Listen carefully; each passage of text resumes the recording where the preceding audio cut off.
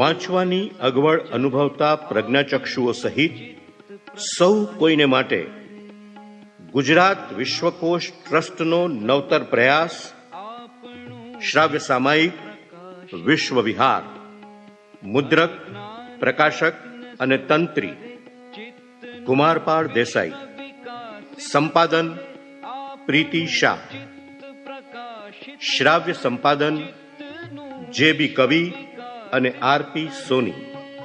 તો રજૂ કરીએ છીએ ગુજરાત વિશ્વકોશ ટ્રસ્ટનું પ્રતિમાસ પ્રગટ થતું સંપર્કપત્ર સામાયિક વિશ્વ વિહાર.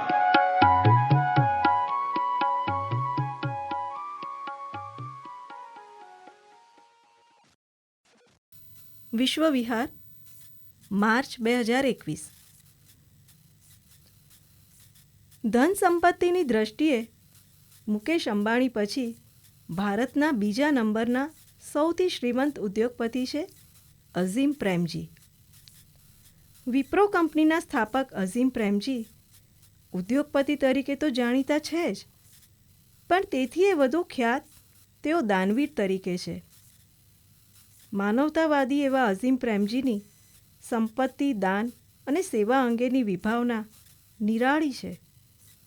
અબજો રૂપિયાની સંપત્તિ ધરાવનાર અઝીમ પ્રેમજી અત્યંત સાદગીભર્યું જીવન જીવે છે. તેમણે પોતાની મોટાભાગની સંપત્તિ અઝીમ પ્રેમજી ફાઉન્ડેશન ચેરિટેબલ ટ્રસ્ટમાં આપી દીધી છે. કોરોનાની મહામારી વખતે તેમણે 50,000 કરોડ રૂપિયાનું દાન આપવાની જાહેરાત કરી અને કંપનીની પૂનાની ઓફિસને 450 બેડવાળી હોસ્પિટલમાં ફેરવી નાખી હતી.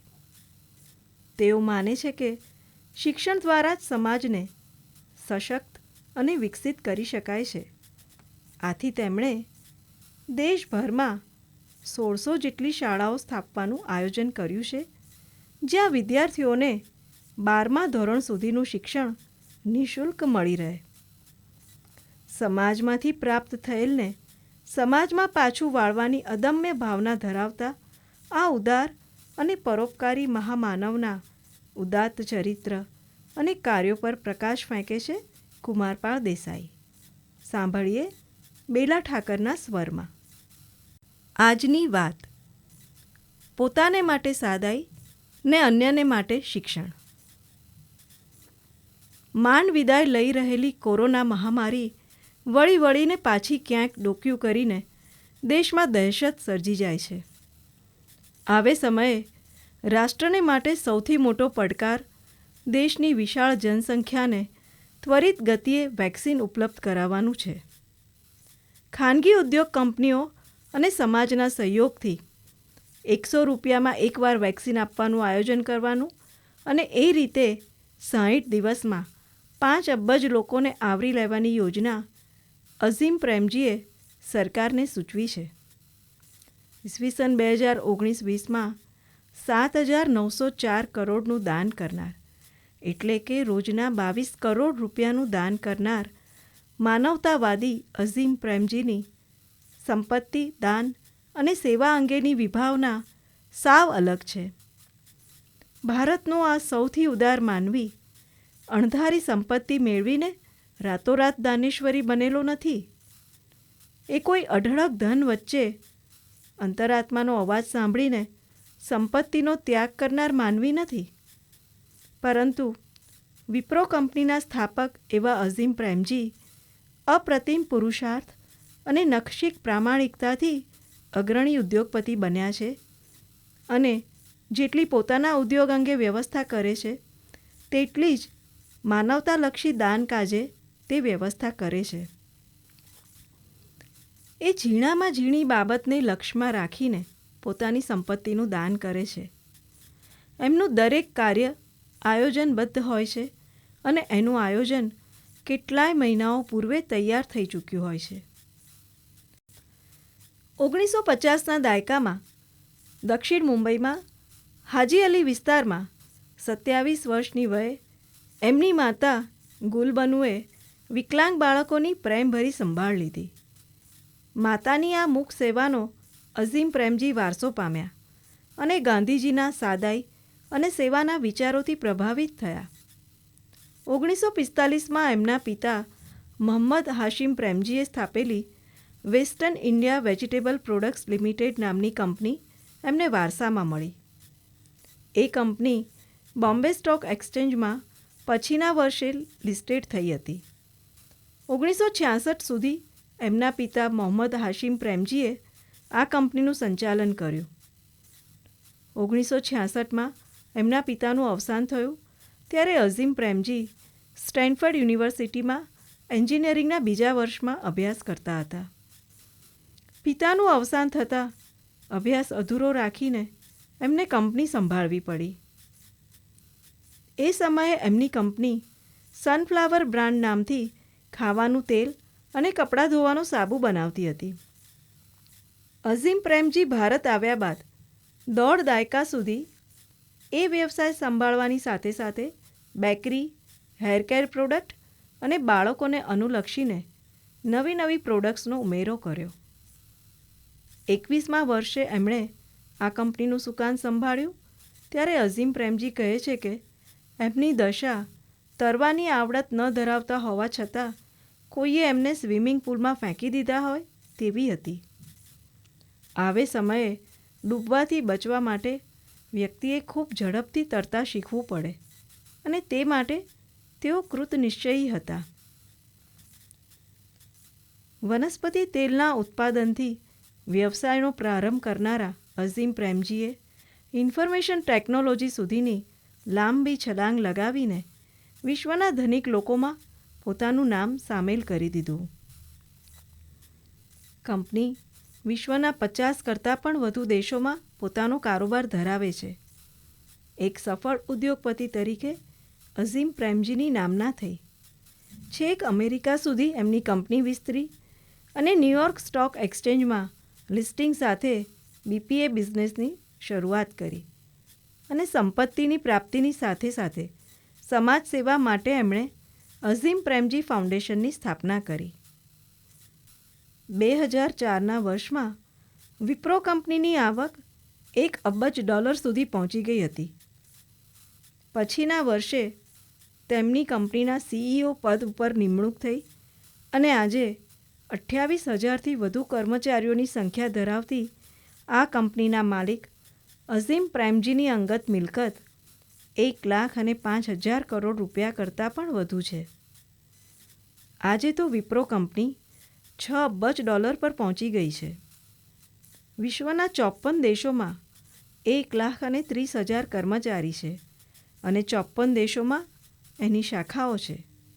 એની હેડ ઓફિસ બેંગાલુરુમાં છે. ધન સંપત્તિની દ્રષ્ટિએ મુકેશ અંબાણી પછી ભારતના શ્રીમંત ઉદ્યોગપતિઓમાં એમનું સ્થાન દ્વિતીય ક્રમે આવે છે. પણ આટલી બધી સંપત્તિ હોવા છતાં તેઓ આજે વિમાનમાં ઇકોનોમી ક્લાસમાં મુસાફરી કરે છે. મહાનગરોની 7 સ્ટાર હોટલોમાં ઉતરવાને બદલે કંપનીની માલિકીના ગેસ્ટ હાઉસમાં રહે છે.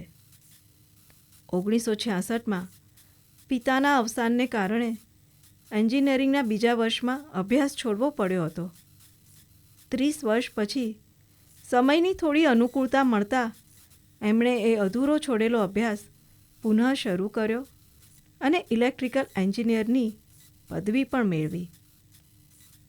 અઝીમ પ્રેમજીનો પહેરવેશ તદ્દન સાદો. એરપોર્ટ જવું હોય તો પણ ટેક્સી મંગાવે અને ક્યારેક ટેક્સી ના મળે તો રિક્ષામાં પણ એરપોર્ટ પહોંચી જાય. પોતાના માટે સાદગી અને અન્યને કાજે સંપત્તિનું દાન, આ બે એમના સિદ્ધાંત. આથી જ તેઓ કહે છે કે કોઈ પણ વ્યવસાય કરીએ ત્યારે માત્ર આજનો નહીં પણ આવનારા સમયનો વિચાર કરવો જોઈએ.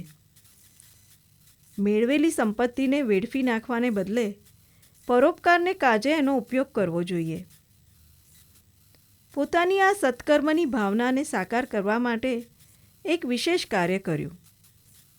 એમણે દેશની સૌથી મોટી આઈટી સર્વિસીસ કંપનીઓને બાયબેક પ્રોગ્રામમાં લગભગ 7,300 કરોડથી વધુ મૂલ્યોના શેરો વેચ્યા. આની પાછળ એમનો આશય એવો હતો કે આમાંથી થતી મોટાભાગની કમાણી લોક કલ્યાણના કાર્યમાં વપરાઈ શકે. આના અનુસંધાનમાં અઝીમ પ્રેમજીએ વિપ્રોમાં 67% શેરથી થનારી બધી આવક પ્રેમજી ફાઉન્ડેશનને આપવાનું જાહેર કર્યું. આની કિંમત લગભગ $21 અબજ થાય અને એ દ્વારા અઝીમ પ્રેમજી ફાઉન્ડેશન ચેરિટેબલ ટ્રસ્ટે સરકાર સાથે મળીને કેટલાક રાજ્યોમાં પ્રાથમિક શિક્ષણની ગુણવત્તા સુધારવાના કાર્યોનો પ્રારંભ કર્યો. 53 વર્ષ સુધી અઝીમ પ્રેમજીએ વિપ્રો કંપનીનું સુકાન સંભાળ્યું અને 74મા વર્ષે એમણે નિવૃત્તિ લીધી. સમાજ સેવા માટે આ ફાઉન્ડેશનની શરૂઆત કરી ત્યારે કંપનીની આવક $1 અબજ સુધી પહોંચી ગઈ હતી. સ્વભાવે અંતર્મુખી એવા અઝીમ પ્રેમજીએ દેશભરમાં 1600 જેટલી શાળાઓ સ્થાપવાનું આયોજન કર્યું છે. દેશના પ્રત્યેક જિલ્લાઓમાં 2 શાળા શરૂ કરી સ્થાનિક ભાષામાં સરકારી શાળાઓની જેમ જ 12મા ધોરણ સુધી નિઃશુલ્ક શિક્ષણ આપવાનું આ ફાઉન્ડેશનનું આયોજન છે. અઝીમ પ્રેમજી માને છે કે વિકસિત રાષ્ટ્ર બનાવવા માટે સારું શિક્ષણ એ પાયાની બાબત છે. બાળક માટે શિક્ષણ મેળવવાની અંતિમ પ્રયોગશાળા વર્ગખંડ છે. આગામી 1.5 વર્ષમાં કર્ણાટક, રાજસ્થાન, ઉત્તરાખંડ અને છત્તીસગઢમાં આવી શાળાઓ ખોલવાનું આયોજન છે અને 2025 સુધીમાં એમના ફાઉન્ડેશનની 1300 શાળાઓ ખોલવાની યોજના છે. એ પછી એમણે યુનિવર્સિટીઓની સ્થાપના કરવાનો પણ પ્રારંભ કર્યો. બેંગાલુરુમાં આવી યુનિવર્સિટી સ્થપાયા બાદ રાષ્ટ્રના અન્ય વિસ્તારોમાં પણ એની સ્થાપના કરવાનું આયોજન કરી રહ્યા છે. પોતાની માતાના સેવા કાર્યોથી પ્રેરિત એવા આ ઉદ્યોગપતિએ 2001માં પોતાની દાન યાત્રાનો પ્રારંભ કર્યો. 875 કરોડ રૂપિયા સાથે એમણે ફાઉન્ડેશનની શરૂઆત કરી અને તેઓ માને છે કે બીજાને માટે ધન વાપરવાથી તે સંપત્તિ સુખ લાવી શકે છે. દેશમાં કરેલી વ્યાપક મુસાફરી અને મેળવેલા અનુભવોને પરિણામે એમને લાગ્યું કે આ દેશમાં ઝડપી વિકાસ થઈ શકે અને લોકોને કલ્પનામાં પણ ન આવે તેવી રીતે એને આબાદ બનાવી શકાય એવી અનેક તક અને શક્યતાઓ પડેલી છે. આવું હોવા છતાં સમાજ ગરીબ અને અભાવગ્રસ્ત બની રહ્યો છે. એનું કારણ એ છે કે દેશમાં કેટલીક મૂળભૂત સગવડોનો અભાવ છે. બીજી બાજુ સમાજે દરેક વર્ગની સંભાળ લેવી જોઈએ. જે લોકો ખમતીધર છે એમણે આર્થિક ભીસ અનુભવતા લોકોની જરૂરિયાતો પૂરી કરવી જોઈએ અને એવી તકો ઊભી કરવી જોઈએ કે પ્રત્યેક વ્યક્તિનો વિકાસ થાય. આમ વંચિતોની ચિંતામાંથી શિક્ષણ એમની પ્રાથમિકતા બન્યું. સમૃદ્ધ અને શક્તિશાળી સમાજના ઘડતર માટે સારું શિક્ષણ એ જ એમને શ્રેષ્ઠ ઉપાય લાગ્યો. શિક્ષણ દ્વારા સમાજને સામાજિક, આર્થિક અને રાજકીય રીતે સશક્ત કરી શકાય એવું માનનારા અઝીમ પ્રેમજી કદાચ દેશના એકમાત્ર ઉદ્યોગપતિ છે. દેશના બંધારણમાં પણ કહેવાયું છે કે ન્યાયી, પરોપકારી, સંસ્કારી અને સભ્ય સમાજ બનાવવો હોય તો શિક્ષણ એ સર્વાંગ પરિવર્તનનું મહત્ત્વનું પરિબળ છે. આથી જ પહેલું શિક્ષણ અને એ પછી પોષણ, આરોગ્ય અને વ્યવસાયના સંભવિત 4 ક્ષેત્રોમાં એમનું ફાઉન્ડેશન કામ કરી રહ્યું છે. સમાજમાંથી પ્રાપ્ત થયેલાને પાછું વાળવાની ભાવનાથી એમણે 52,750 કરોડ રૂપિયા અલગ તારવ્યા છે અને તેઓ માને છે કે આ દુનિયાને વધુ સારી દુનિયા બનાવવા માટે જેમની પાસે સંપત્તિ હોય તેમણે કરોડો જરૂરિયાતમંદ લોકોને માટે પ્રયાસ કરવો જોઈએ, એમાં યોગદાન આપવું જોઈએ.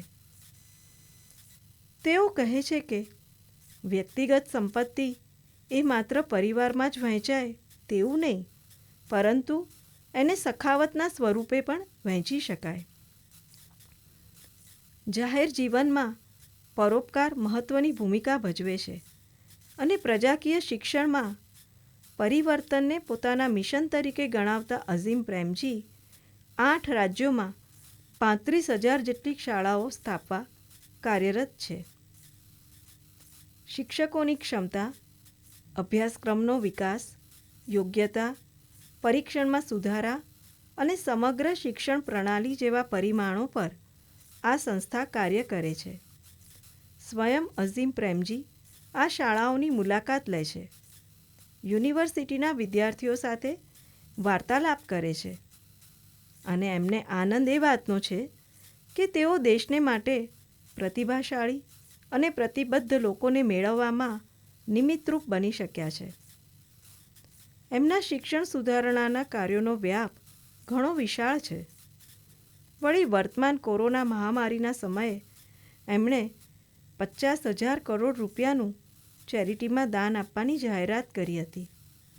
કંપનીની પૂનાની ઓફિસને COVID-19ના દર્દીઓ માટેની 450 બેડવાળી હોસ્પિટલમાં ફેરવી નાખી હતી.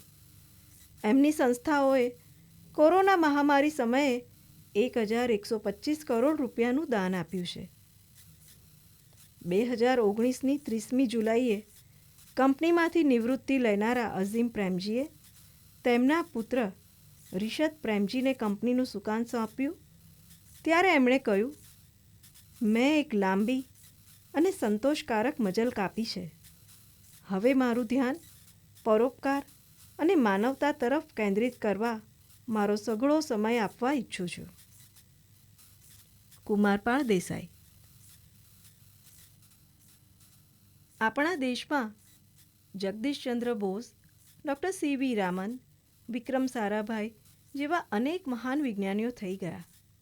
આવા જ એક અન્ય વિજ્ઞાની છે ડૉક્ટર ગોવિંદ સ્વરૂપ, જેમણે ખગોળ વિજ્ઞાન ક્ષેત્રે અદ્ભુત અને અનન્ય પ્રદાન કર્યું છે. બ્રહ્માંડને સારી રીતે જોવામાં, સમજવામાં રેડિયો ટેલિસ્કોપ ખૂબ મદદરૂપ થાય છે.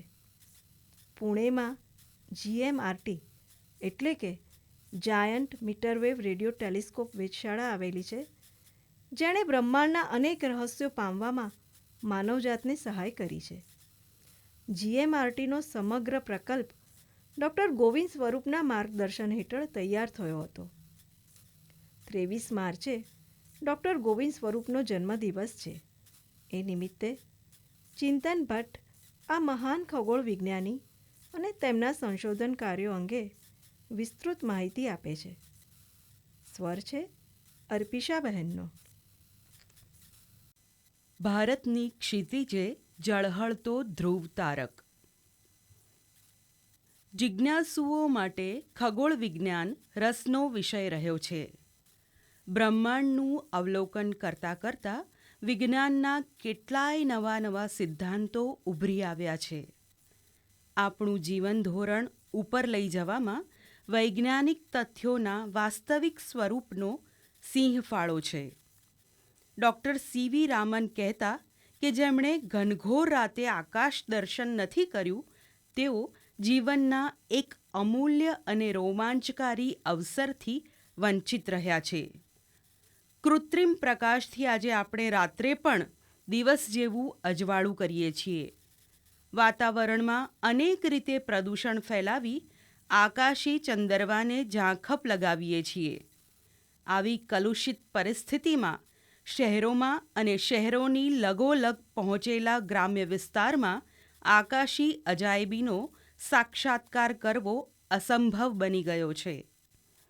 હવે તો આકાશ દર્શન માટે શહેરના વાતાવરણીય અને પ્રકાશ પ્રદૂષણને કારણે કચ્છના કે રાજસ્થાનના રણપ્રદેશમાં કે પછી હિમાચલ પ્રદેશ જેવા પર્વતીય વિસ્તારમાં જવું પડે એવી પરિસ્થિતિ નિર્માણ પામી છે. જો કે ઉત્સાહી લોકો આ માટેનું સ્થળ પોતાની આજુબાજુ શોધીને પોતાની જ્ઞાનભૂખને સંતોષે છે. વાયુના વાદળો, ગેસ ક્લાઉડ્સ, તારાઓ અને નિહારિકાઓ, ગેલેક્સીઝ તરફથી આવતા પ્રકાશના કિરણો ખૂબ જ મંદ પડી જતા હોય છે. છતાં પણ નરી આંખે તેનો લાભો લઈ શકાય છે. બ્રહ્માંડમાંથી આવતા પ્રકાશ કિરણો વધુ સ્પષ્ટ જોવા માટે દૂરબીનની જરૂર પડે. પ્રકાશ કિરણો દ્વારા બ્રહ્માંડ દર્શનથી તેજસ્વી તારલાઓ, ચમકતા વાયુ વાદળો અને ભૂખરી રજકણના દર્શન તો થાય, પણ બ્રહ્માંડમાં શું બની રહ્યું છે તેનું સર્વાંગ ચિત્ર મળતું નથી. આ માટે કોઈક બીજી જ તરકીબ અપનાવવી પડે. તારાઓ, દ્રશ્ય પ્રકાશ ઉપરાંત રેડિયો તરંગો, ગેમા કિરણો, ક્ષ કિરણો અને અધોરક્ત ઇન્ફ્રારેડ કિરણોનું પણ ઉત્સર્જન કરે છે. આ અદૃશ્ય તરંગોના વિભિન્ન પટને ઓળખીને આપણે જોઈ શકીએ, વિશ્લેષણ કરી શકીએ તેવા રૂપમાં પરિવર્તિત કરી શકે તેવા ઉપકરણની જરૂર રહે. આ પ્રકારના ઉપકરણને રેડિયો ટેલિસ્કોપ, દૂરબીન કહેવામાં આવે છે. રેડિયો ટેલિસ્કોપ બ્રહ્માંડને વધુ સારી રીતે સમજવામાં, જોવામાં મદદ કરે છે. બ્રહ્માંડના રેડિયો તરંગોને સૌપ્રથમ 1931માં બેલ ટેલિફોન લેબોરેટરી અમેરિકાના ઇજનેર કાર્લ જન્સ્કીએ ઓળખ્યા હતા. આ સાથે રેડિયો ઓસ્ટ્રોફિઝિક્સ વિદ્યાશાખાના મંડાણ થયા. પરંતુ બીજા વિશ્વયુદ્ધ સુધી આ ક્ષેત્રની પ્રગતિ ધીમી રહી. યુદ્ધ પછીના વર્ષોમાં રેડિયો ટેલિસ્કોપ ટેકનોલોજીના વિકાસે ગતિ પકડી. લેન, લોકલ એરિયા નેટવર્ક, જેને આપણે વાઈફાઈ તરીકે ઓળખીએ છીએ, ઉપગ્રહ આધારિત સ્થાનદર્શક પ્રણાલીમાં જીપીએસ ઉપયોગી, અત્યંત સટીક ક્લોક, મેડિકલ અને ભૂવિજ્ઞાનમાં ઝડપથી છબીઓ મેળવવી જેવા ઘણા ક્ષેત્રોમાં આ ટેકનોલોજીનો આધાર લઈ બનતા ઉપકરણો આમ જનતાને ઉપયોગી થાય છે. જોજનો દૂરથી આવતા રેડિયો કિરણોત્સર્ગ ખૂબ જ મંદ હોય છે, માટે તેને ઝીલવા માટે અતિ વિશાળકાય માળખાની જરૂર પડે. તે દેખાવમાં તો સેટેલાઇટ એન્ટેના જેવું જ લાગે. ફક્ત એક જ અતિશય વિશાળ એન્ટેના અનેક રીતે વ્યવહારુ નથી, માટે ઘણા વિશાળકાય એન્ટેનાને એક સાથે જોડી કામ પાર પાડવામાં આવે છે. આઝાદી પછી આપણા દેશે વિજ્ઞાન અને ટેકનોલોજીની વિવિધ શાખાઓ અને પ્રશાખાઓમાં પ્રગતિ સાધી છે. અમદાવાદની ભૌતિકીય સંશોધન પ્રયોગશાળા PRL પણ આ વિષયે કાર્યરત છે. તેના ટેલિસ્કોપ માઉન્ટ આબુ પર ગોઠવેલા છે. રેડિયો ટેલિસ્કોપ વેધશાળાઓ તમિલનાડુના ઉટાકામંડ અને કર્ણાટકના ગૌરી બિદાનુર ખાતે આવેલી છે, જ્યારે GMRT જાયન્ટ મેટરવેવ રેડિયો ટેલિસ્કોપ વેધશાળા પુણેમાં આવેલી છે. અહીં 45 મીટર વ્યાસના 30 પેરાબોલિક પરવલય એન્ટેના ગોઠવેલા છે. એકબીજા સાથે સંકળાયેલા આ 30 એન્ટેના સંપૂર્ણપણે ફેરવી શકાય તેવા છે. આ વિશાળ દૂરબીનનો પ્રારંભિક હેતુ બ્રહ્માંડના કિરણોત્સર્ગના અભ્યાસના આધારે આકાશગંગાના ગેલેક્સી નિર્માણના યુગને નિર્ધારિત કરવાનો હતો. બ્રહ્માંડનો તલસ્પર્શી અભ્યાસ કરવા અને જુદા જુદા ખગોળીય પદાર્થોનું નિરીક્ષણ કરવા માટે વિશ્વભરના ખગોળશાસ્ત્રીઓ આ ટેલિસ્કોપનો નિયમિત ઉપયોગ કરે છે. GMRT દ્વારા ઓગસ્ટ 2018માં અત્યાર સુધીની સૌથી દૂરની આકાશગંગાની ભાળ મેળવી હતી. આ આકાશગંગા 12 અબજ પ્રકાશ વર્ષ દૂર છે. પ્રકાશ વર્ષ લંબાઈનો એકમ છે 1 પ્રકાશ વર્ષ બરાબર 94,600 કરોડ કિલોમીટર. કલ્પના કરો કે આટલે દૂરથી આવતા કિરણો કેટલા મંદ હોય. તેનો અભ્યાસ કરી કોઈ તારણ પર આવવું એ સહેલી વાત નથી. આપણી જાણ મુજબનો બ્રહ્માંડનો સૌથી મોટો વિસ્ફોટ સુપર ક્લસ્ટર એક્સપ્લોઝન ફેબ્રુઆરી 2020માં થયો હતો. આ મહાવિસ્ફોટનું નિરીક્ષણ કરવામાં પુણે ભારતના રેડિયો ટેલિસ્કોપ સહાયભૂત થયા હતા. બ્રહ્માંડના રહસ્યો પામવાના માનવીય પ્રયત્નોમાં GMRTએ ઉપયોગી અને બહુમુખી સાધન તરીકે વૈશ્વિક સિદ્ધિ મેળવી. GMRTનો સમગ્ર પ્રકલ્પ પ્રોફેસર ગોવિંદ સ્વરૂપ 1929 થી 2020ના માર્ગદર્શન નીચે 1984 થી 1986 દરમિયાન સાકાર થયો. GMRT વેધશાળાનું સંચાલન Tata institute of fundamental research મુંબઈના નેજા હેઠળ થાય છે. આ મહિનાની માર્ચની 23 તારીખે પ્રોફેસર ગોવિંદ સ્વરૂપનો જન્મદિવસ છે. આ અવસરે તેમના વિશે થોડી માહિતી મેળવવાનો પ્રયત્ન કરીએ. પ્રોફેસર ગોવિંદ સ્વરૂપનો જન્મ ઉત્તર પ્રદેશના ઠાકુરદ્વાર શહેરમાં થયો હતો. તેઓએ અલ્હાબાદ યુનિવર્સિટીમાંથી MSc અને સ્ટેનફોર્ડ યુનિવર્સિટી અમેરિકાથી PhD કર્યું. તેઓએ અન્ય નામાંકિત વિશ્વવિદ્યાલયોની ઉપાધિઓ પણ મેળવી અને રેડિયો એસ્ટ્રોનોમી વિષયમાં પાયાનું કામ કર્યું.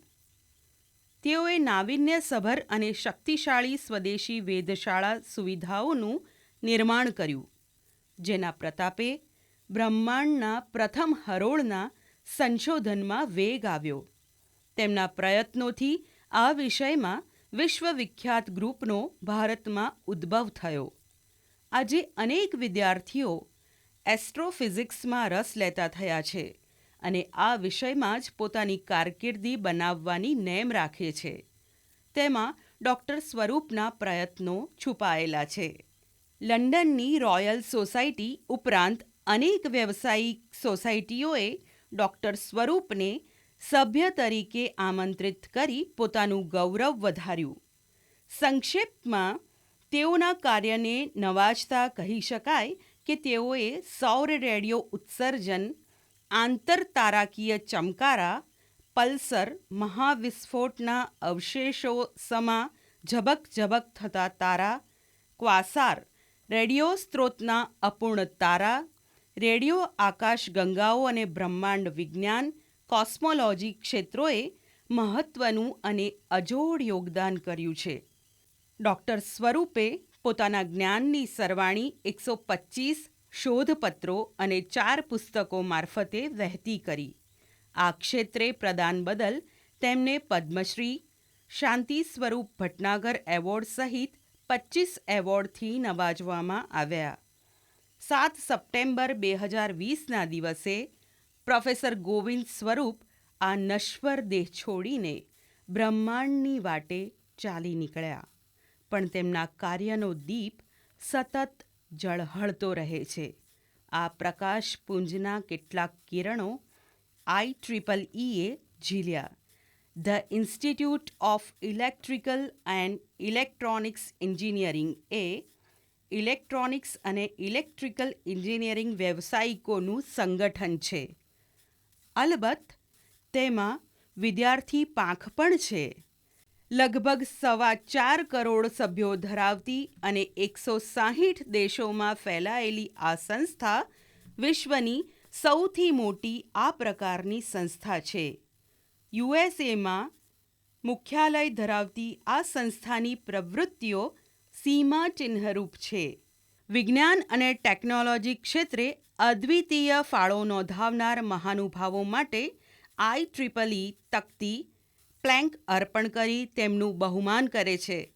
ભારતના શ્રી જગદીશચંદ્ર બોઝ 1858થી 1937 અને ડૉક્ટર CV રામન 1888થી 1970 આ સીમાચિહ્નરૂપી બહુમાનના હકદાર બન્યા હતા. નવેમ્બર 2020માં ડૉક્ટર ગોવિંદ સ્વરૂપના કાર્યને IEEE નવાજ્યું. આ વૈશ્વિક બહુમાન મેળવનારા ડૉક્ટર ગોવિંદ સ્વરૂપ આપણા દેશના ત્રીજા વૈજ્ઞાનિક છે. વિજ્ઞાનની વિવિધ તરાહોમાં કાઠું કાઢનારા વૈજ્ઞાનિકોની યાદીમાં ખગોળ વિજ્ઞાન ક્ષેત્રે ડૉક્ટર ગોવિંદ સ્વરૂપનું નામ સામેલ છે. અને બ્રહ્માંડનો એ તેજસ્વી તારલો ભારત દેશની ક્ષિતિજે ધ્રુવ તારકની જેમ સદાય ઝળહળતો રહેશે. ચિંતન ભટ્ટ. લોકશાહી દેશમાં મુક્ત અને ન્યાયી ચૂંટણી એ સૌથી મહત્ત્વની અને પાયાની શરત છે. આપણા દેશમાં નજીકના ભવિષ્યમાં જ તામિલનાડુ, પશ્ચિમ બંગાળ, આસામ અને કેરળ એ 4 રાજ્યો તેમજ કેન્દ્રશાસિત પ્રદેશ પુડુચેરીમાં વિધાનસભાની ચૂંટણી થવાની છે, જેની ઉપર સમગ્ર દેશની નજર છે. આ દરેક રાજ્ય આગવી સ્થિતિ, આગવી સમસ્યાઓ અને આગવી સિદ્ધિઓ ધરાવે છે. આ અંગે વિસ્તારથી ચર્ચા અને વિશદ છણાવટ કરે છે પ્રવીણ લહેરી. સાંભળીએ જસુભાઈ કવિના સ્વરમાં. રાજકારણ. રાજ્યોની આગામી ચૂંટણીઓ. મુક્ત અને ન્યાયી ચૂંટણી એ લોકશાહીની પૂર્વશરત છે. ચૂંટણીની પ્રક્રિયા દ્વારા જ લોકોની અપેક્ષા મુજબની સરકાર રચાય છે. તાજેતરમાં યોજાયેલ અમેરિકાની ચૂંટણી બાદ હારેલા પ્રમુખ ટ્રમ્પ અને તેના ટેકેદારોએ સત્તાની ફેરબદલી અટકાવવા માટે જે હુલ્લડો કર્યા અને અમેરિકી સંસદ પર હુમલો કરી સમગ્ર કાર્યવાહી રોકવા જે પ્રયાસ કર્યો, તેથી વ્યથિત થયેલા નવા પ્રમુખથી જો બાઇડને સાચું કહ્યું. આ પ્રસંગોએ આપણને સમજાય છે કે લોકશાહી કેવી નાજુક અને કોમળ છે. ત્યારબાદ મ્યાનમાર એટલે કે બર્મામાં ચૂંટણી થઈ. ફરી આંગ સાંગ સ્યુ કીનો પક્ષ ભારે બહુમતીથી જીત્યો તો લશ્કરે ચૂંટણી જ રદ કરી અને પોતે સત્તાના સૂત્રો સંભાળી લીધા. ઇતિહાસમાં અનેક ઘટનાઓ નોંધાયેલી છે કે જેમાં લોકો દ્વારા સ્થાપિત સરકારનું લશ્કર કે સરમુખત્યાર દ્વારા વિસર્જન કરી દેવામાં આવ્યું હોય. આપણા સદનસીબે છેલ્લા 71 વર્ષથી આપણા બંધારણની જોગવાઈઓ મુજબ ચૂંટણીઓ થાય છે. આપણો દેશ પણ 1975-77ની કટોકટી દરમિયાન લોકશાહીના ધબકાર ચૂકી ગયું હતું. આપણા દેશમાં ચૂંટણીઓમાં હિંસા, ગોટાળા કે મત ખરીદીના પ્રસંગો બનતા રહ્યા છે. ચૂંટણી કમિશનર તરીકે નિમાયેલા શ્રી T.N. શેષાને ભારતમાં ચૂંટણી સમયે કડક આચારસંહિતા એટલે કે કોડ ઓફ કન્ડક્ટ લાગુ પાડીને ચૂંટણી યોગ્ય રીતે થાય તે માટે જે સુધારાઓ કર્યા તે મહદઅંશે જળવાઈ રહ્યા છે. મે 2021માં તમિળનાડુ, પશ્ચિમ બંગાળ, આસામ અને કેરળ એમ 4 રાજ્યો અને 1 કેન્દ્ર શાસિત પ્રદેશ પુદુચેરીમાં વિધાનસભાઓની ચૂંટણી થવાની છે. જે 4 રાજ્યોમાં ચૂંટણી યોજાવાની છે તેનો સ્વતંત્રતા બાદનો ઇતિહાસ ભાતીગળ છે. આ રાજ્યોની સ્થિતિ, સમસ્યાઓ અને સિદ્ધિઓ પણ તેમને એક આગવી ઓળખ આપે છે. સૌ પ્રથમ તામિલનાડુ, જેની 7.70 કરોડની વસ્તી 243 ધારાસભ્યો ચૂંટશે. ત્યાં સાક્ષરતા દર 88% જેટલો છે. 1947થી 1977 એમ 30 વર્ષ તામિળનાડુમાં કોંગ્રેસનું એકચક્રી શાસન રહ્યું. પણ 1967માં દ્રવિડ મુનેત્ર કળગમે શ્રી C.N. અન્નાદુરાઈના નેતૃત્વ હેઠળ સત્તા હાંસલ કરી ને ત્યારબાદ આજ સુધી DMK અને તેના વિભાજનથી રચાયેલ ઓલ ઇન્ડિયા અન્નાદુરાઈ દ્રવિડ મુનેત્ર કળગમ એટલે કે AIADMK એ 2 પક્ષો અને તેમના સાથી પક્ષો ચૂંટણી જીતતા આવ્યા છે. કોંગ્રેસ પક્ષે પણ આ બંને પક્ષો સાથે જોડાણ કરી લોકસભામાં સીટો જીતી છે. ડીએમકે પક્ષના મૂળ સી અન્નાદુરાઈનું અવસાન 1969માં થતાં તેમના અનુયાયી કરુણાનિધિ સત્તારૂઢ થયા. ત્યારબાદ જાણીતા ફિલ્મ અભિનેતા શ્રી એમજી રામચંદ્રને અલગ થઈને સત્તા હાંસલ કરી. તેમના અવસાન બાદ 1989થી 2016 સુધીના 27 વર્ષ દરમિયાન કરુણાનિધિ અને જયલલિતા પોતાના કરિશ્માના આધારે વારાફરતી મુખ્યમંત્રી રહ્યા. હાલના મુખ્યમંત્રી શ્રી પલનીસ્વામી અને નાયબ મુખ્યમંત્રી શ્રી પનીર સેલ્વમની એટલે કે AIADMKના સંયુક્ત નેતાગીરીને કરુણાનિધિના પુત્ર MK સ્ટાલિન એટલે ડીએમકેના એમના તરફથી મોટો પડકાર છે. મતદાતાઓના અભિપ્રાયોના સર્વેમાં ડીએમકેની જીત થવાની સંભાવના છે. કોંગ્રેસ અને ભારતીય જનતા પક્ષ માટે તમિળનાડુમાં સફળતા હાંસલ કરવી મુશ્કેલ જણાય છે. સ્વર્ગસ્થ જયલલિતાના વિશ્વાસુ અને ભ્રષ્ટાચાર માટે જેલ ભોગવી રહેલા શશિકલા જેલમાંથી બહાર આવતા તેની ભૂમિકા શું હશે તે પ્રશ્ન પણ મહત્વનો બન્યો છે. બીજું મહત્વનું રાજ્ય છે પશ્ચિમ બંગાળ. 10 કરોડથી વધુ વસ્તી અને 294 ધારાસભ્યો ધરાવતા પશ્ચિમ બંગાળમાં 1947થી 1977 સુધી અખિલ ભારતીય કોંગ્રેસના શાસનમાં ડૉક્ટર BC રોય લગભગ 14 વર્ષ મુખ્યમંત્રી રહ્યા. માર્ક્સિસ્ટ કમ્યુનિસ્ટ પક્ષના શ્રી જ્યોતિ બસુ 1977થી 2001 એમ કુલ 24 વર્ષ સતત મુખ્યમંત્રી તરીકે રહ્યા. ડાબેરી જૂથોની સરકારને તૃણમૂલ કોંગ્રેસના મમતા બેનર્જીએ લાંબી લડત આપી 2011માં સત્તા મેળવી. આગામી ચૂંટણીમાં તૃણમૂલ કોંગ્રેસ અને ભારતીય જનતા પાર્ટી વચ્ચે મહાભારત જેવા યુદ્ધનું વાતાવરણ રચાયું છે. શું ભારતીય જનતા પાર્ટી પૂર્વમાં સૌથી મહત્ત્વના રાજ્ય પશ્ચિમ બંગાળમાં સત્તા હાંસલ કરશે? આ પ્રશ્નનો જવાબ તૃણમૂલના આગેવાનો ભાજપામાં જોડાઈને આપી રહ્યા છે. બંગાળમાં અમુક જિલ્લામાં લઘુમતીની વસ્તીમાં બાંગ્લાદેશના હિજરતીઓના કારણે જે વધારો થયો તે સહિત આર્થિક વિકાસનો મુદ્દો અગત્યનો ભાગ ભજવશે. મમતા બેનર્જીનો પ્રભાવ ઓછો આંકી શકાય નહીં, પણ પરિસ્થિતિ પ્રવાહી બની છે. ડાબેરી પક્ષો તો સત્તાના કેન્દ્રમાંથી હાંસિયામાં ધકેલાઈ ગયા છે. પશ્ચિમ બંગાળ એ ભારતનું અતિ મહત્ત્વનું રાજ્ય છે. અહીં સૌને પોતાની ભાષા અને સંસ્કૃતિ માટે ગૌરવ છે.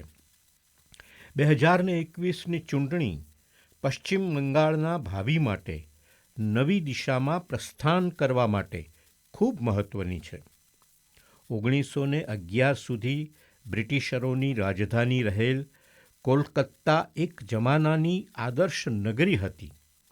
વૈભવ, વ્યવસ્થા અને વિકાસનું ઉદાહરણ સમાન કોલકાતા ફરી આર્થિક ક્ષેત્રે ધમધમતું થાય તેવી અપેક્ષા આપણે સૌ રાખીએ. ત્રીજું રાજ્ય કેરળ. 4 કરોડની વસ્તી, 143 ધારાસભ્યો સાથે મે 2021માં ચૂંટણી કરશે ત્યારે સૌથી મોટો પ્રશ્ન એ છે કે શું લગભગ 100% સાક્ષરતા ધરાવતા હિન્દુ, મુસ્લિમ અને ખ્રિસ્તી વસ્તીવાળા આ રાજ્યમાં સત્તાના સિંહાસને કોણ આરૂઢ થશે? 1956માં રાજ્યની રચના બાદ 1957માં કેરળે પ્રથમ વખત દેશમાં સામ્યવાદી સરકાર બનાવી હતી. જોકે 1959માં કોંગ્રેસ પ્રમુખ ઇન્દિરા ગાંધીએ મનસ્વી રીતે નામ્બુદ્રીપાદની સરકાર ભંગ કરી પ્રમુખ શાસન લાદ્યું હતું.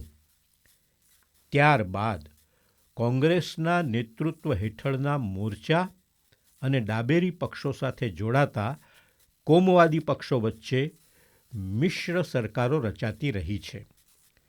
કોંગ્રેસના કરુણાકરણે 4 વખત સરકાર રચી સૌથી લાંબા સમય માટે શાસન કર્યું છે. પશ્ચિમ બંગાળ અને તમિળનાડુની જેમ ભારતીય જનતા પક્ષ કેરળમાં મૂળિયા ફેલાવવા કાર્યરત છે. 2021ની ચૂંટણીમાં લઘુમતીના વિશેષાધિકારો, વલણ અને વિકાસના મુદ્દાઓ અગ્રસ્થાને રહેશે.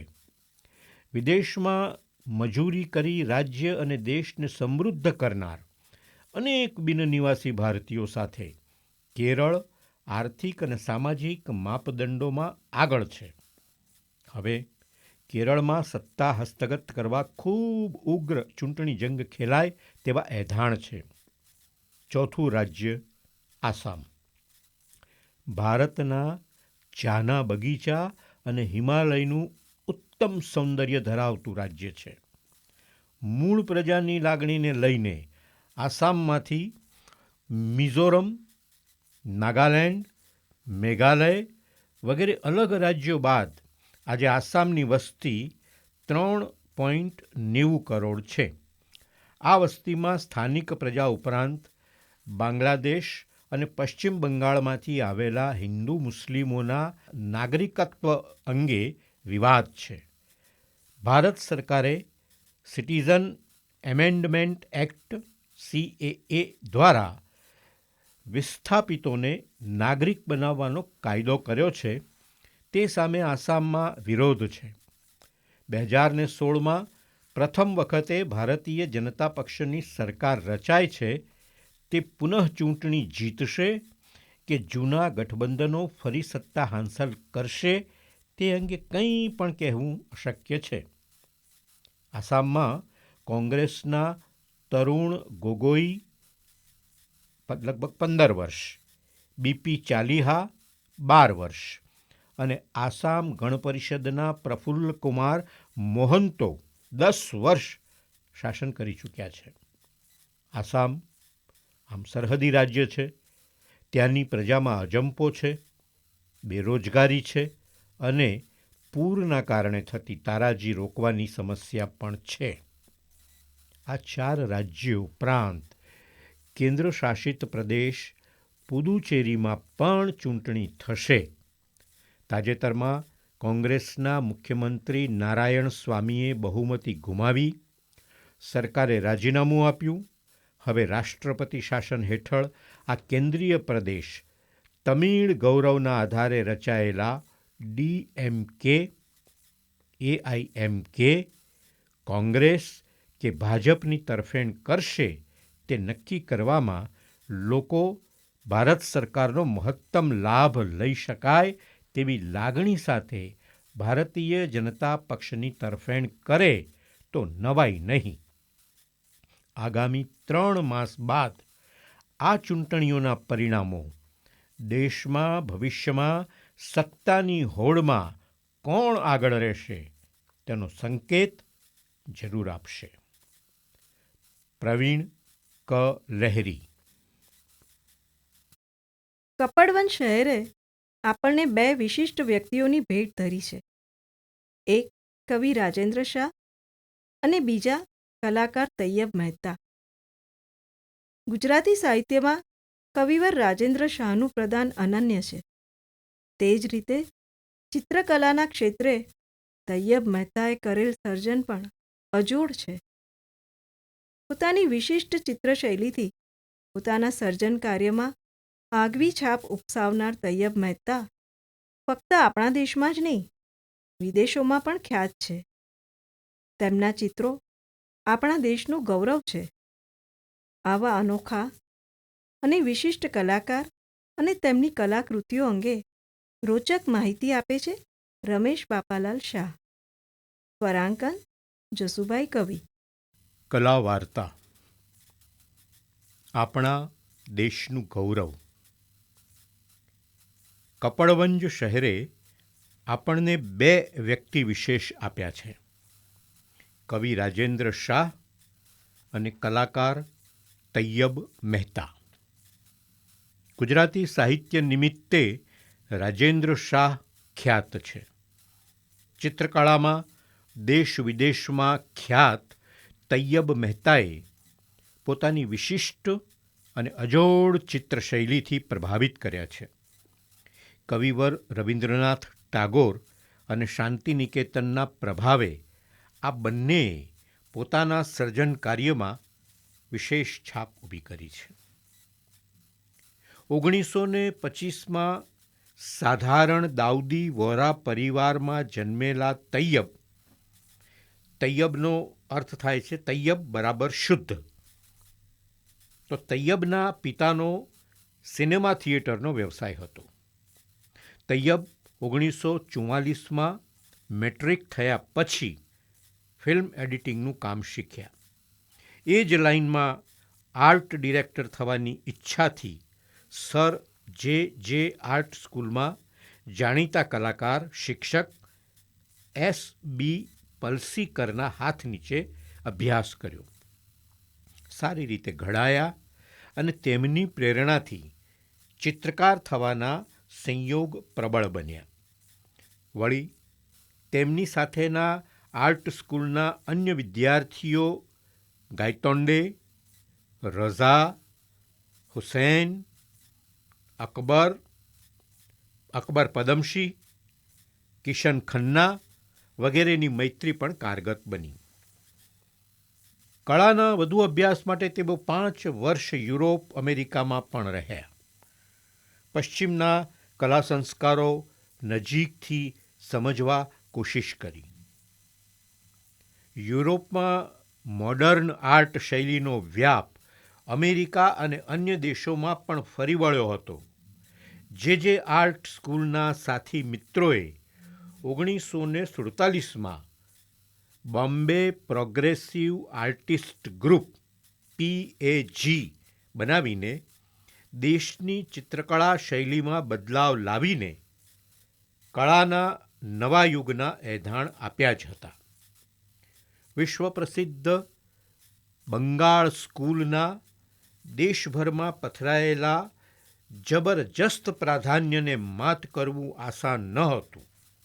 જોકે 1943ના બંગાળના કારમા દુકાળે બધું છિન્ન ભિન્ન અને દિશાહીન કરી દીધું હતું. બંગાળના જાણીતા કલાકારો ગોપાલ ઘોષ, નીરદ મજમુદાર, પરિતોષ સેન વગેરેએ ત્યાં નવો ચીલો, નવું ગ્રુપ તૈયાર કર્યું. 15 ઓગસ્ટ 1947ના દિવસે અંગ્રેજોની ધૂંસરી ફગાવીને દેશ આઝાદ થયો. તેના થોડા જ મહિના પછી આ PAG ગ્રુપ અસ્તિત્વમાં આવ્યું. આ પણ એક સુભગ અને શુકનવંત સંયોગ હતો. પોસ્ટ ઇમ્પ્રેશનિઝમ, ક્યુબિઝમ, એક્સપ્રેશનિઝમ, નવી શૈલીમાં આ બધા જ કલાકારોએ પોતપોતાના નામ રોશન કર્યા. તેમાં પણ તૈયબ તો બધી રીતે અવ્વલ રહ્યા. તૈયબ મહેતાનું એક અતિ પ્રસિદ્ધ ચિત્ર મહિષાસુર છે. આ એક ભારતીય ચિત્રકારનું પ્રથમ ચિત્ર છે કે જે 2005માં ક્રિસ્ટી ઓક્શન હાઉસ લંડનના લીલામમાં રેકોર્ડ કિંમતમાં વેચાયું હતું. તૈયબ મહેતાએ પૌરાણિક પ્રસંગને બ્રશના શક્તિશાળી સ્ટ્રોકથી અને સંદેશ આપતા રંગોથી મૂર્ત કરી કલા જગતમાં ખળભળાટ મચાવી દીધો. ભારતીય કલાકારોના ચિત્રોનું સૌથી અધિક મૂલ્ય મેળવવાનું માન તૈયબ મહેતાના ચિત્રોને મળ્યું છે. વિઝન, કળા દ્રષ્ટિનું મહત્ત્વ આ કલાકારની કૃતિઓથી શીખવા જેવું છે. એક સામાન્ય કલાકાર પોતાની જિંદગીમાં કમાઈ શકે તેટલું ધન તૈયબ મહેતાનું એક ચિત્ર કમાઈ શક્યું છે. અજંતાના જગખ્યાત ચિત્ર પદ્મપાણી સમક્ષ કલાયાત્રી કલાકો સુધી ધ્યાનમગ્ન થઈને ઊભો રહે છે, તેમ તૈયબ મહેતાના ચિત્રો જોતા ઉભરી આવતા આવા ભાવ કલા રસિકોને સહજ ભીંજવે છે. તૈયબ મહેતાના ચિત્રો આપણા દેશનું ગૌરવ છે. દુનિયાના કલા ચાહકોએ આ કલાકારના ચિત્રોને બહુમૂલ્ય સાબિત કર્યા છે. આપણે પણ આપણા ચક્ષુને સરાણે ચડાવીને તીક્ષ્ણ નજરથી તૈયબ મહેતાના ચિત્રો પર નજર ફેરવીએ અને કલાકારે જે કસબ દુનિયાને ધર્યો છે તે સમજીએ, માણીએ, પ્રમાણિત કરીએ. ચિત્ર 1 કાલી. આ ચિત્રનું શીર્ષક છે કાલી. અસુરનો સંહાર કરતી હિન્દુ દેવી કાલી ઘેરા વાદળી રંગમાં એમણે દોરી છે. ચિત્ર 2 મહિષાસુર. મહિષાસુરમાં કલાકાર શાંતિનિકેતન યાત્રા બાદ પૌરાણિક કથા તેમજ હિન્દુ સાહિત્યના આધારે પ્રાચીન કથાને ચિત્રની કલ્પના કરી હતી. ચિત્ર 3 ભારતના રાષ્ટ્રધ્વજના 3 રંગો આ ચિત્ર સંયોજનમાં હેતુપૂર્વક યોજાયા છે. ચિત્ર 4 47ના ખૂની વિભાજનના કારમાં દ્રશ્યો નજરથી હટતા ન હતા તે વિષયને આધારે અહીં એક નિરાધારના હિંસક મોતને કેનવાસ પર ઉતાર્યું છે. ચિત્ર 5 રિક્ષા ચાલક. આ ચિત્રમાં ઘરેના વિવિધ સામ્ય અને સૌમ્ય રંગો અને નીચે ઘેરો પીળો રંગ ચિત્રની વિશેષતા બને છે. ચિત્ર 6 એ 3 ખંડમાં વહેંચાયેલું ચિત્ર શાંતિનિકેતનના વસંત ઉત્સવનું સેલિબ્રેશનનું ચિત્ર. અને 7 ડાયગોનલ 2 ભાગમાં વહેંચાયેલું ખુલ્લા બ્રાઇટ રંગોનું સંયોજન. આ બધા ચિત્રો આપણે ત્યાંના અન્ય મોડર્ન આર્ટના ચિત્રકારોથી વેગળા છે તે સ્પષ્ટ છે. જીવન સે લંબે હૈ ભાઈ ये जीवन के रास्ते. તૈયબ મહેતાનું આયુષ્ય 83 વર્ષનું રહ્યું. કાર્યરત આશરે 40 વર્ષ. અવસાન વર્ષ 2009માં. પરંતુ આ કલાકારે એ જીવનની રાહ એવી ભવ્ય સજાવી રાખી છે કે તેમણે કરેલા ચિત્રો સદાકાળ રસ્તો ન ખૂટે એમ ચાલતા રહેવા સર્જાયા છે. રમેશ બાપાલાલ શાહ. જ્યારે આપણે પ્રવાસ પર જઈએ છીએ ત્યારે માત્ર જે તે સ્થળનું દર્શન માત્ર નથી કરતા, પરંતુ તે સ્થળોની સંસ્કૃતિ, ત્યાંનું જનજીવન, ત્યાંના લોકોનો ખોરાક, રહેણીકરણી, ભાષા, પોશાક, રીત રિવાજો વગેરેથી પણ વાકેફ થઈએ છીએ. અને ઘણીવાર તો કેટલાક અણધાર્યા બનાવ અને આશ્ચર્યોનો પણ ભેટો થઈ જાય છે. આવું જ એક આશ્ચર્ય મળ્યું ભારતી રાણેને તેમના ઇજિપ્તના પ્રવાસ દરમિયાન. શું હતું એ આશ્ચર્ય એ તેમની પાસેથી જાણીએ. જસુભાઈ કવિના સ્વરમાં. પ્રવાસ. એક શહીદની મુલાકાત. રાતા સમુદ્રમાં સુએઝના અખાતને કિનારે કાહેરોથી આશરે 80 માઇલ દૂર ફૈદ નામનું એક નાનકડું ગામડું છે. આ ફૈદ ગામમાં અમારા 1 અઠવાડિયાના રોકાણ દરમિયાન ઇજિપ્તના ગ્રામીણ લોકજીવનને પણ નજીકથી નિરખવાની તક મળી. રોજ વહેલી સવારે અમે મોર્નિંગ વોક લેવા જતા. ખજૂરીના વૃક્ષોથી વીંટળાયેલા નાના નાના ઘરોની બહાર મરઘાં બતકા ધૂળમાં ચારો ચરતા હોય, સાથે બાળકો રમતા હોય, ક્યાંક વળી આંગણે ગધેડું બાંધેલું હોય, તો ક્યાંક બુરખાધારી ગૃહિણીઓ કામ કરતી દેખાય. સવારમાં અહીં સૌથી વધુ લોકો બેકરી જેવી દુકાનો સામે લાઇનમાં ઊભેલા દેખાતા. પૂછતા જાણ્યું કે અહીં એશ નામના રોટલા મળતા હતા. એક લાંબા પટ્ટી જેવા લાકડા પર 15-20 રોટલા થેપીને ભઠ્ઠીમાં મૂકવામાં આવે. જોત જોતામાં બધા રોટલા ફૂલી જાય. એક માણસ ગરમ ગરમ રોટલાવાળું લાકડું બહાર લાવે ને લાઈનમાં ઊભેલા લોકો જોઈતા એશ લઈને ચાલતા થાય.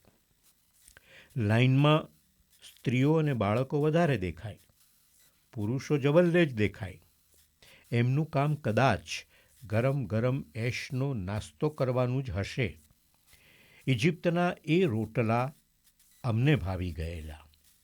એને લેવા જઈએ ત્યારે ગામડાના લોકો સાથે લાઈનમાં ઊભા રહેવાનો લાહવો પણ અનેરો. મુખ પર ઢાંકેલા પડદા પાછળથી અમને નિરખતી કુતૂહલભરી આંખો હોય કે પછી ખુલ્લે ચહેરે ઊભેલી બાલિકાઓનું સ્મિત હોય, એમની સાથે આત્મીયતા બંધાઈ જતી. ગામડામાં વસતા ઇજિપ્શિયનોની મુખ્ય જાતિનું નામ છે ફેલાહીન. ફેલાહીન આ લોકોના જીવનને સદીઓ બદલી શકી નથી. એમની વસાહતોમાં જોવા મળતા દ્રશ્યોમાં ને પુરાતન સ્થાપત્યોની દિવાલો પરના ભીંત ચિત્રોમાં દેખાતી એમની જીવનશૈલીમાં ખાસ તફાવત દેખાતો નથી. આ ખેડૂતો પોતાને અસલી ઇજિપ્શિયન માને છે. ઇજિપ્તવાસીઓને પોતાની સંસ્કૃતિનું ને ઇતિહાસનું ઘણું ગૌરવ છે. એટલે ઇજિપ્શિયન આરબ પોતાને અન્ય આરબોથી વિશિષ્ટ માને છે. અહીંની વસ્તીના 90% હેમેટિક આરબો છે. હેમિટિક આરબો છે, જે ઇજિપ્શિયન મૂળના હેમાઇટો અને 7મી સદીમાં અહીં આવેલા આરબોની મિશ્ર પ્રજા છે.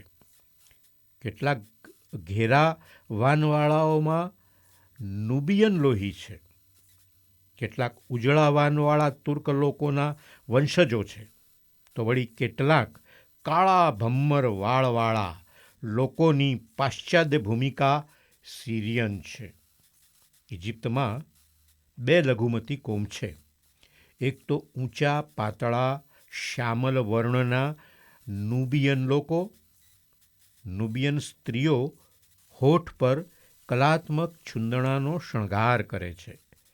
ઝૂંપડીઓને આંગળીથી ચિત્રકામ કરી ઉપર કાચ કે પથ્થરના ટુકડાઓ ચોંટાડીને શણગારે છે. બીજી લઘુમતી કોમ સિનાઈના રણપ્રદેશમાં વસતા બેદુઈન લોકોની છે, જે વણઝારાની જેમ ફરતા રહે છે. ગાલીચા વણવામાં ને હસ્તકલાઓમાં કુશળ બેદુઈનો સ્વભાવે મિલનસાર, સહકાર વૃત્તિવાળા અને અતિથિ સત્કાર કરનારા હોય છે. તેમના આભૂષણો અજોડ હોય છે. એક દિવસ સવારમાં ચાલતા ચાલતા અમે ખૂબ દૂર નીકળી ગયા. મુખ્ય માર્ગથી વળતો રસ્તો એક ટેકરીની તળેટી તરફ જતો હતો. જરાક આગળ જતા એક સુઘડ શાંત બગીચા તરફ અમારું ધ્યાન ખેંચાયું.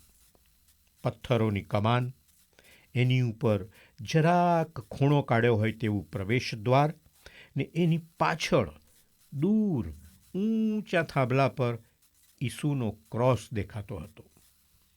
ચારેકોર લીલીછમ લોન અને એની ફરતે ખજૂરી, વિસ્પરિંગ વિલોના ને એવા બીજા અનેક ઘટાદાર વૃક્ષોની દિવાલ.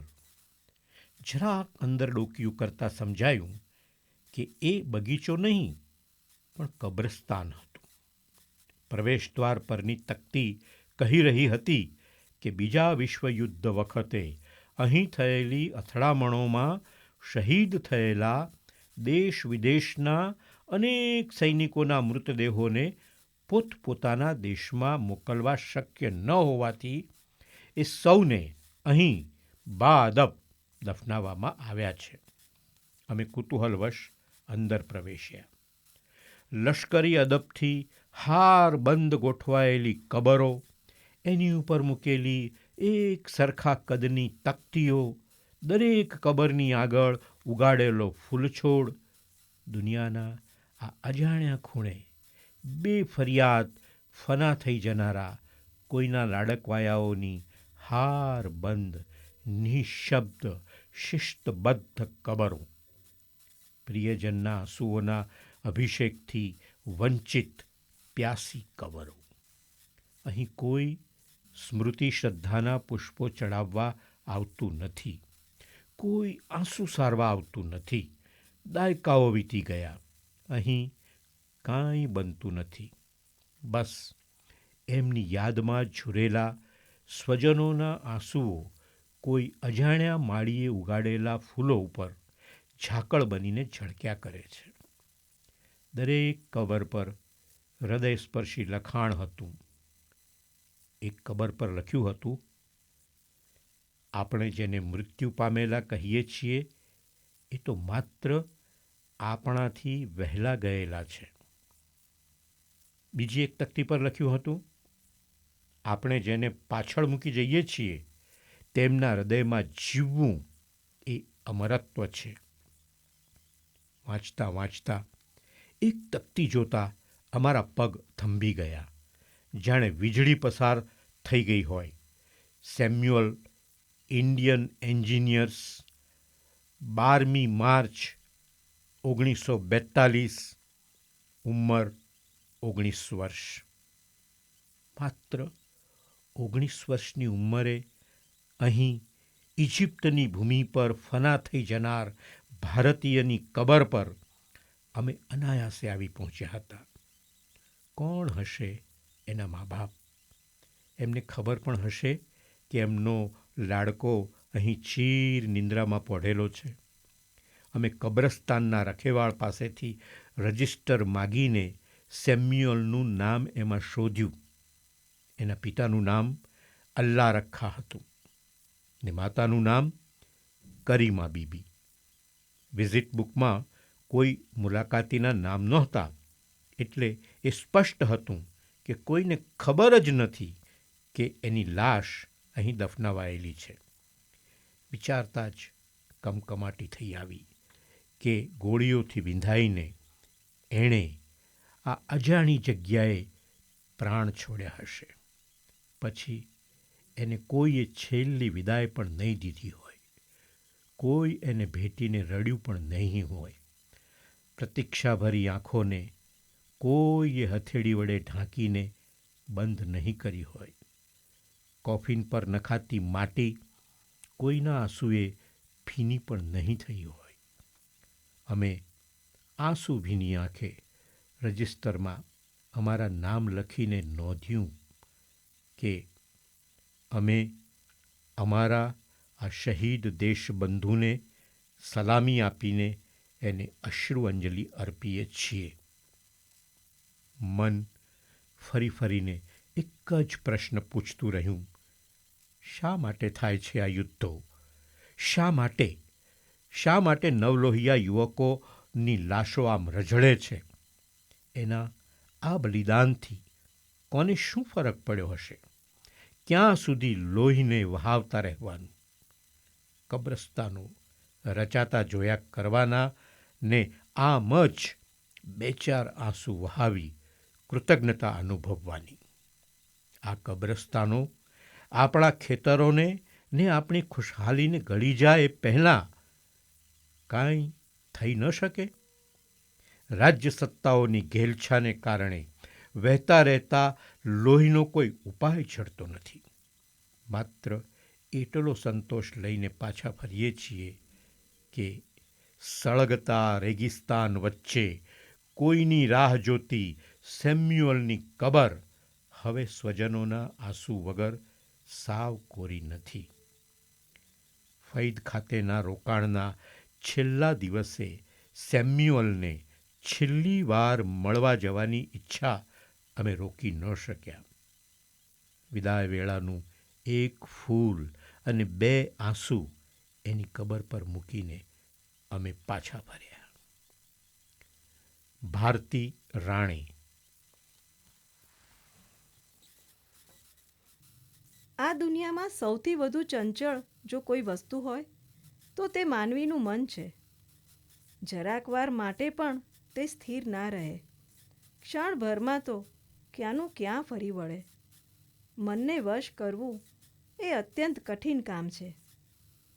લેખક રતિલાલ બોરીસાગરને પણ લાગે છે કે તેમનું મન સુપરસોનિક વિમાનની જેમ ગતિ કરે છે. તેઓ પોતાના વાવાઝોડા જેવા મનને થોડું સ્થિર કરવા માગે છે.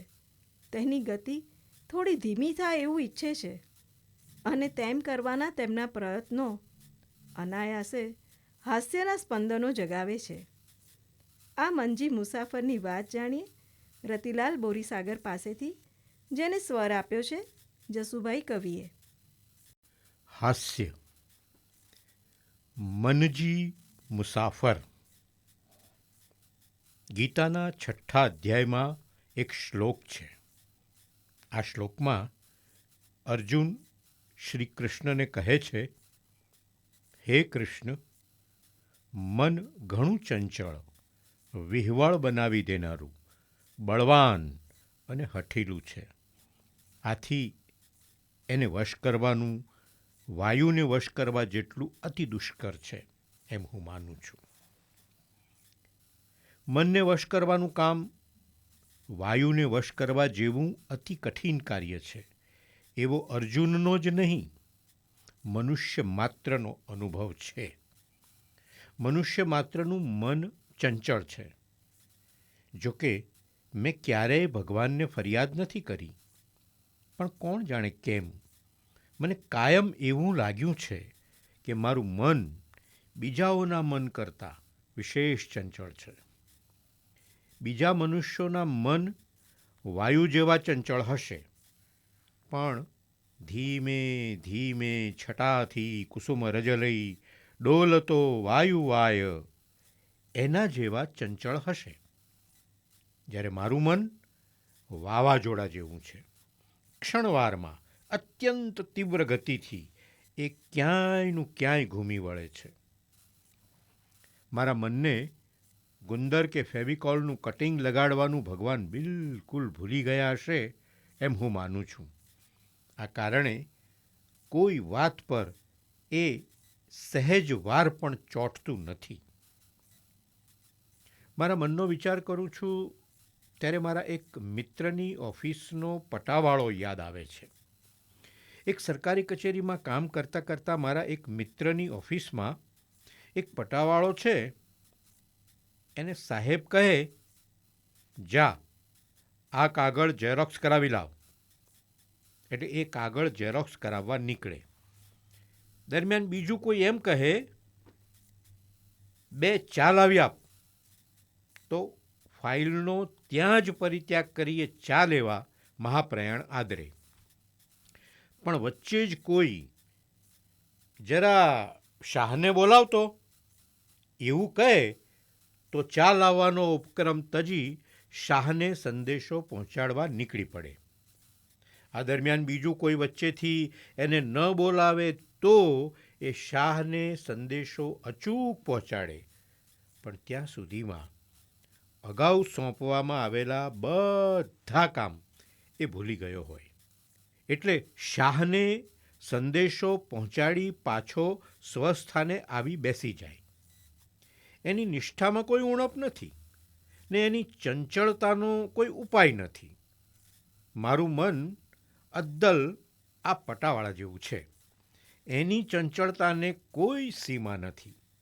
એની વિચારયાત્રા અવિરત ચાલ્યા જ કરે છે. દબાણ કરી શકે એટલા લોહીનો જથ્થો મારા શરીરમાં ક્યારેય હતો નહીં, એટલે મને કોઈ બીપીની તકલીફ કદી નહીં થાય એવું હું માનતો હતો, પણ તકલીફ થઈ. આ કારણે દરરોજ સવારે ચા પીધા પછી બીપીની ટીકડી લઈ લોહીના દબાણને માપસર રાખવાનો ઉપક્રમ ચાલે છે. ઉઠ્યા પછી ચા નથી પીતો ત્યાં સુધી શરીરમાં સાચા અર્થમાં પ્રાણ સંચાર થતો નથી. એટલે પ્રિય વ્યક્તિનું સ્મરણ કરવાનો જેમ પ્રયત્ન કરવો પડતો નથી, તેમજ તેવી જ રીતે ઉઠ્યા પછી ચા અનાયાસ જ યાદ આવે છે. પણ ચા પીધા પછી બીપીની ટીકડી લેવાનું જલ્દી યાદ નથી આવતું. પછી જ્યારે યાદ આવે છે ત્યારે મનમાં શંકા પડે છે, ટીકડી લીધી છે કે લેવાની બાકી છે? કબાટમાંથી ટીકડી લઈ રેપર ખોલી પાણી સાથે ટીકડી લેવાની હોય છે, પણ આ બધી ક્રિયાઓ વખતે મન ક્યાં ક્યાં ઘૂમી વળતું હોય છે. એટલે ટીકડી લીધાનું, રેપર ખોલ્યાનું, ટીકડી ગળ્યાનું કે ઉપર પાણી પીધાનું એકેય દ્રશ્ય મનમાં રજિસ્ટર થતું નથી. ને આને કારણે એકદમ હું હેમ્લેટની ભૂમિકામાં આવી જાઉં છું. ટીકડી લીધી છે કે નહીં? હવે લઉં? એકવાર લીધી હશે ને બીજી વાર લઈશ તો બ્લડ પ્રેશર લો નહીં થઈ જાય? અને એમ થશે તો ચક્કર આવશે? એ વખતે હું સ્કૂટર પર હોઈશ તો? ટીકડી નહીં લીધી હોય ને હવે નહીં લઉં તો બ્લડ પ્રેશર એકદમ હાઈ નહીં થઈ જાય? એમાંથી પેરાલિસિસ કે હેમરેજ થઈ જવાનો સંભવ પણ ખરો ને? હેમ્લેટ કરતાં ઘણા વધારે પ્રશ્નો અને ઘણી વધારે મૂંઝવણો મને થાય છે. કહે છે કે જરૂરિયાત શોધની જનની છે. સવારે ચા પીધા પછી બ્લડ પ્રેશરની ટીકડી લીધી છે કે નહીં એ સમસ્યાનો એક ઉકેલ મેં શોધી કાઢ્યો. ટીકડી લીધા પછી દિવાલ પર પેન્સિલથી એક લીટો કરવો. ટીકડી લીધી કે નહીં લીધી એવી શંકા પડે તો દિવાલ પરનો લીટો જોવો. લીટો હોય તો ટીકડી લીધી છે ને ન હોય તો નથી લીધી, આવું સમજી લેવું. મારી બુદ્ધિ માટે મને પહેલેથી જ ઘણું માન છે, પણ આ ઉપાય સૂઝ્યા પછી એ માનમાં પ્રચંડ વધારો થયો. 8-10 દિવસ સુધી તો આ ઉપાય ઘણો કારગત નીવડ્યો. પણ પછી એક દિવસ ટીકડી લીધી છે કે લેવાની બાકી છે એ અંગે નિર્ણય કરવા હું લીટો જોવા ગયો તો નવી શંકાનો ઉદ્ભવ થયો. આ જે છેલ્લો લીટો છે તે આજે કર્યો હશે કે ગઈકાલે? આજે 9 લીટા દેખાય છે. મેં લીટા કરવાનું 9 દિવસ પહેલાં શરૂ કર્યું હતું કે પછી 10 દિવસ પહેલાં? ખરેખર તો પહેલો લીટો કર્યો ત્યારે દિવાલ પર તારીખ લખી નાખવાની જરૂર હતી એમ મને લાગ્યું. આ સમસ્યાનો કંઈક ઉકેલ શોધી કાઢું તે પહેલાં આ લીટીઓ તરફ ઘરના સભ્યોનું ધ્યાન ગયું. પૌત્ર કે પૌત્રીએ ચિત્રકળાની સાધનાનો આરંભ આ લીટીઓથી કર્યો હશે એમ માનવામાં આવ્યું. બાળકોના મમ્મી અને દાદીમાએ આ બંને બાળકોને ધમકાવ્યા. બંને ગુનાનો ઇનકાર કર્યો, પણ એ ખોટું બોલે છે એમ રાબેતા મુજબ માની લેવામાં આવ્યું ને ભવિષ્યમાં આવું ન કરવાની તાકીદ કરવામાં આવી. મારે કારણે આ નિર્દોષ બાળકોને અન્યાય થયો છે એ ખ્યાલે મને ઘણું દુઃખ થયું. પણ સત્યની કબૂલાત કરવા જતાં મારા માટે નિર્માણ થનારા કારમા ભવિષ્યની કલ્પના આવતા મેં સત્યનો પ્રયોગ માંડી વાળ્યો. મારી સમસ્યા હજુ ચાલુ છે ને એ સમસ્યાનો ઉપાય શોધવાના પ્રયત્નો પણ ચાલુ છે. કવિ દયારામે મનને મુસાફર સાથે સરખાવી મનજી મુસાફર નામનું એક પદ લખ્યું છે. બધાના મનજી મુસાફરો સતત મુસાફરી કર્યા કરતા હશે, પણ મારા મનજી મુસાફર તો સુપરસોનિક વિમાનમાં જ મુસાફરી કરે છે. આ મુસાફરી કંઈક ધીમી પડે ને મનજી પગ વાળીને થોડી વાર પણ બેસે એવી મારી ઘણી ઈચ્છા છે. એ માટેના પ્રયત્નો પણ મેં કરી જોયા છે. રતિલાલ બોરીસાગર.